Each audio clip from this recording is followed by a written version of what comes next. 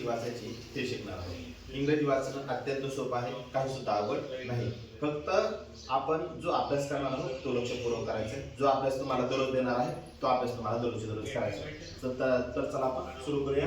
Alphabet आपल्या इंग्रजीमध्ये एकूण 26 अल्फाबेट आहेत। किती अल्फाबेट आहेत? 26। आता त्याचे दोन भाग होतात। कोणते भाग होतात? पहिला आहे वॉवेल्स आणि दुसरा आहे कॉन्सोनंट। वॉवेल्स म्हणजे काय? स्वर। वॉवेल्स म्हणजे काय? स्वर। आणि कॉन्सोनंट म्हणजे काय? व्यंजन। ठीक आहे। तर आता एकूण 5 वॉवेल्स आहेत, ए ई आय ओ यू। हे काय आहे? स्वर आहेत, बरोबर। त्यानंतर हे कॉन्सोनंट। कॉन्सोनंट म्हणजे काय? व्यंजन। तर B C D F G H J K L M N P Q R S T V W X Y Z हे सगळे 21 काय कॉन्सोनंट आहे।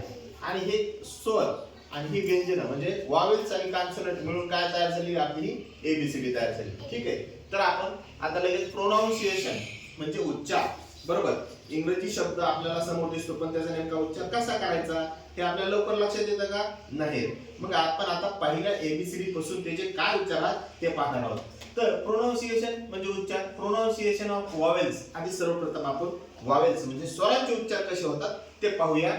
आता स्वरांचे उच्चार, पहिला स्वर आहे ए आणि या ए चे एकूण 5 उच्चार आहेत। किती उच्चार आहेत? 5। आणि या ए चा जो पहिला उच्चार आहे तर तो अ असा होतोय। काय होतोय? ए चा पहिला उच्चार अ होतोय। तर बघा याची उदाहरणं पहा।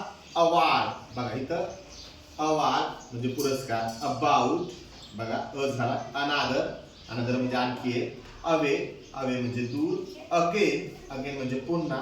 अराउंड, अराउंड म्हणजे सभोवती। आणि टोटल, आता हे सुरुवातीला ए नाही घेतला, मध्येच कुठं पण येऊ शकतो।